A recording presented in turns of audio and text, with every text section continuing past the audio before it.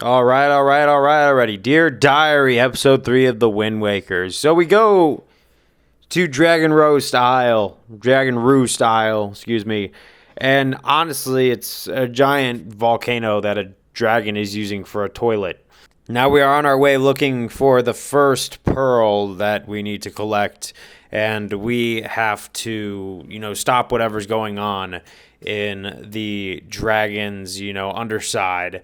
But we meet a clan of bird people, and then we have to talk to the kid that actually has the pearl, and he's got a spout of depression because of what the dragon is going through. But thanks to a bird girl with a harp named Medley, they help us get inside Dragon Roast Isles, Dragon Roast Cavern. Now, they really switched up as opposed to other Zelda games, because usually most of these first dungeons are forest-themed. They're actually taking a bit of a 180 turn and saying, let's go with the fire dungeon first. Let's change the order from 1, 2, 3 to 2, 1, 3. But basically, it's just a straightforward climb until you actually meet Medley again when she gets to the top. Also, you have to watch out for this falling staircase. But you have to fight a bunch of dudes to get to her. And then once you get to her, you get this nice little claw on a rope. And the thing I don't understand is why she did not use this. Like, she basically just went in barehanded with the harp and thought that was going to cut it. I really don't think she used it at all in the time that we dropped her off at the front and the time that we reunited with her. And I don't know why she didn't, but she's giving it to us. And now she's going back down where there's more enemies, again, barehanded, but somehow makes it out. But, like I talked about on a previous episode, how the Wind Waker talked about a lot of my fears, like lions and talking statues. Well, this might be unrelated, but there's a story as a kid, and this was the first time I had ever seen a centipede in my life. But they're in this dungeon, a lot of fire centipedes. And what the crazy part is I grew up in a desert area.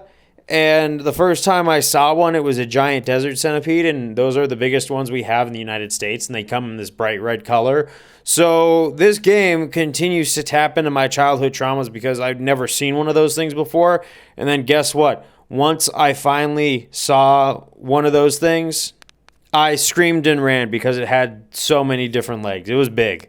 But this is kind of a phobia from the childhood of mine in this fire canyon. But then we move on to the boss, and it's an even bigger giant centipede with an even nicer exoskeleton. And yeah, we end up finding the tail of the dragon. It turns out this isn't a toilet. I was just being cheeky when I said that.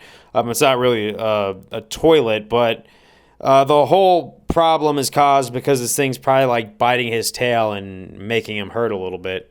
Now there's a scene where the dragon actually leaves. I don't know why the dragon didn't just take off and start flying around a little bit, or at least like check down the hole and peek down it and, use fire breath on it. I mean, knowing that it's a fire centipede, I really don't think it would have worked, but it would be worth the effort. Like, he literally just sat there and took it. But you swing on the tail, which then makes a rock fall on it, and you have to do it 3 times. 3 is the magic number.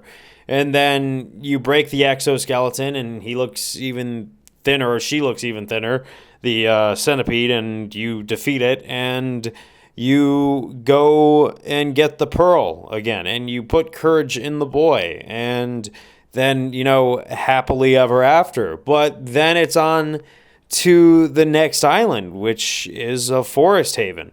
But I'm going to leave off here just because I want to break this into the dungeons and the breakdowns and things that stood out to me. But I'll talk about the forest place on the next one. Peace out.